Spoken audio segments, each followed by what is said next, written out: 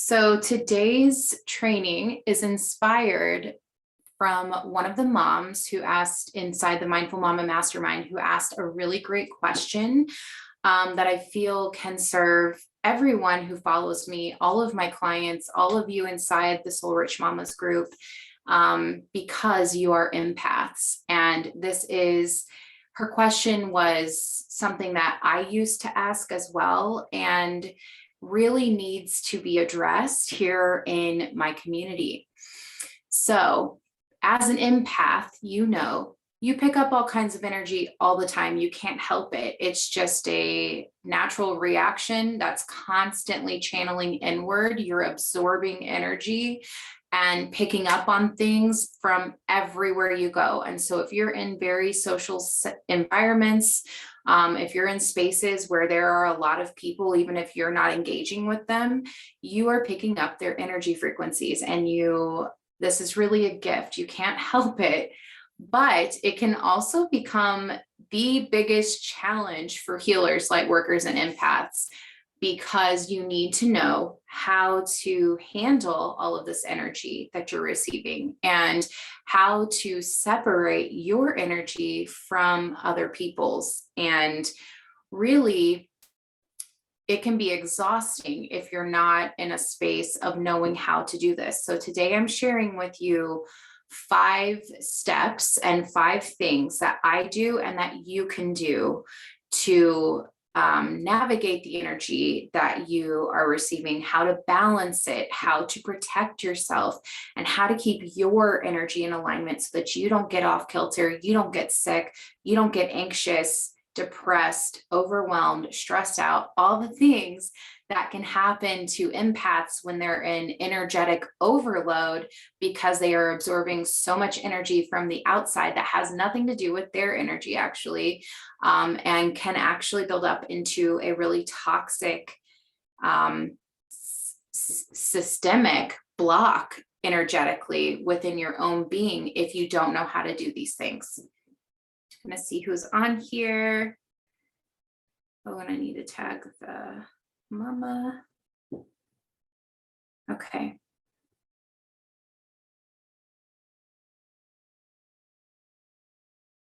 Okay, beautiful. So 5 ways to balance energy as an empath.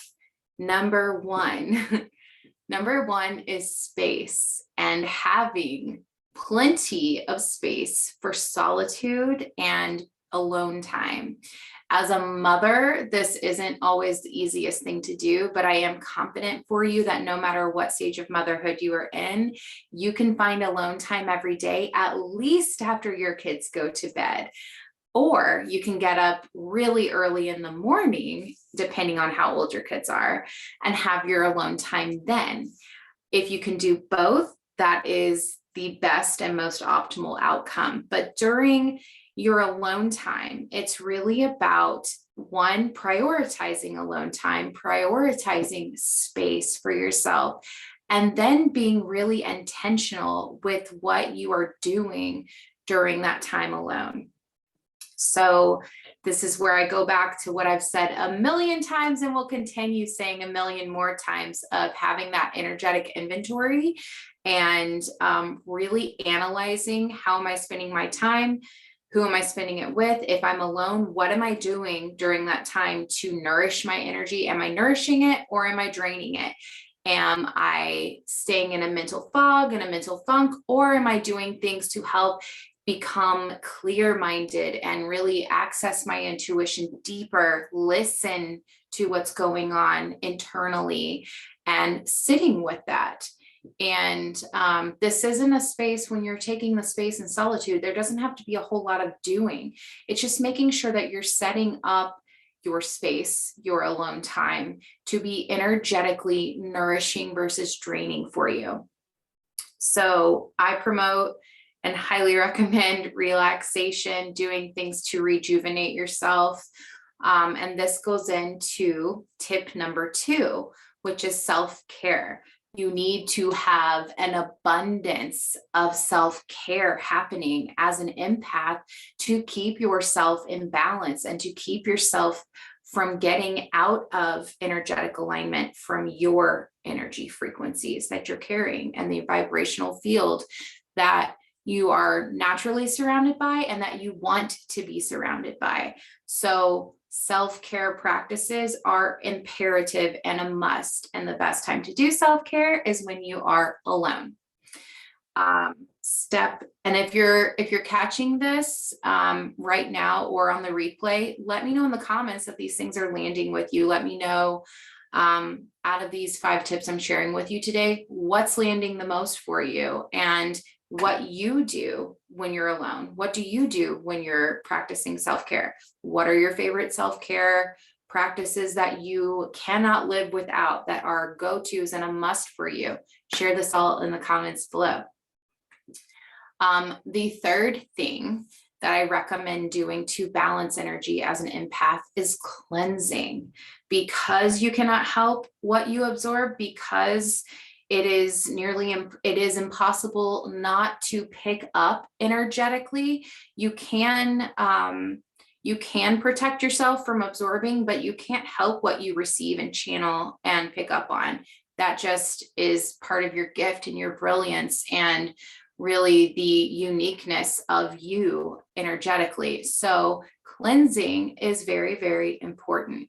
You can do things like saging. You can use sweetgrass. You can use Palo Santo. If you have things that grow locally in your environment, like sage or sweetgrass, amazing. Use it. Palo Santo, we don't have around here. It comes from South America. If you're in South America, get that, use that. But using something that grows from the ground where you come from is best, because that is where your energetic frequencies are most connected to with Gaia, with Mother Earth, with Pachamama, and your womb. So like for me, where I live, sweetgrass is abundant, and we cut that, dry it out, roll it up, and burn it. I also have sage and Palo Santo that I use frequently, but the sweetgrass I have more of this ceremonial connection to, and I'm able to channel energetic healing with faster, because it's coming from me and I'm able to cultivate it and make it myself. So that is tip number 3, cleansing. Tip number 4 is shielding. And shielding is something that I go in really deep in Life Force Energy course, the course that I'm teaching live on September 10th.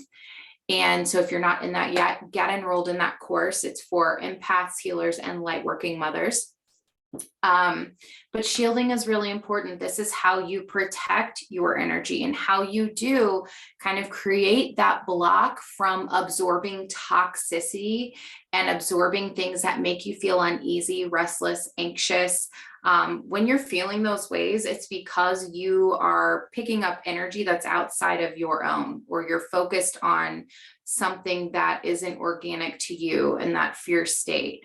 But energetically, you need to shield yourself as an empath and as a healer and a light worker, especially if you are sharing healing, especially if you're expressing your calling as a light worker. You need to have these ways to be able to protect yourself from picking up on the outside. If someone comes to you feeling sick, if someone comes to you out of alignment within their own being and their vibrational codes, you're going to start absorbing that if you don't know how to shield energetically. Tip number 5, the last one, is receiving and giving yourself energetic healing. So self-healing and receiving energetic healing. Both of these are really important. The self-healing is how you claim your power, how you really access and have that autonomy and independence within your vibrational frequencies, creatively and within the healing and balancing aspects. So it's really amazing when you know how to heal yourself energetically. The other thing with receiving energy healing and why that's so important as an empath is because you need to be in a space of allowing things in and not always doing and giving, having that hyper masculine energy. We need that masculine energy, but you don't want to be in constant overdoing, overgiving. And even with self-healing, you can go into overdrive in your masculine because you're not actually receiving in a full non-doing, letting go space when you are self-healing. So, and as moms who we are constantly outpouring, even if your kids are grown, you're energetically still outpouring with them because of that unconditional heart space connection that you have, that tether that's like tied to your children from soul to soul. So receiving energetic healing from someone you trust, from someone you know, and that you feel comfortable with is very, very important as well. So to recap our 5 tips, you have space and solitude as number 1. You have self-care as number 2. Number 3 is cleansing. Number 4 is shielding. And number 5 is energetic healing, giving and receiving of this. So these are some ways that you as an empath can protect yourself, keep yourself balanced, keep yourself healthy and well, and really in your highest self and in alignment energetically with your highest self. So let me know how this lands for you. I would love to hear from you. And as a reminder, Life Force Energy course is open for enrollment right now.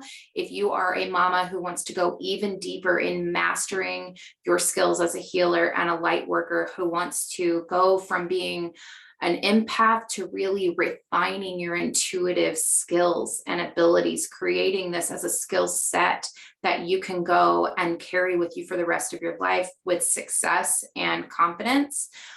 This is the course for you. You can visit the link in my bio or DM me if you have any questions. Today is the very last day to get the most amazing Lightworker bonus ever that my husband and I have created. It's an audio download that you can play from any of your devices after you receive it just by enrolling today. So let me know how this goes for you guys. I love you all so much, and I will catch you on the other side. All my love.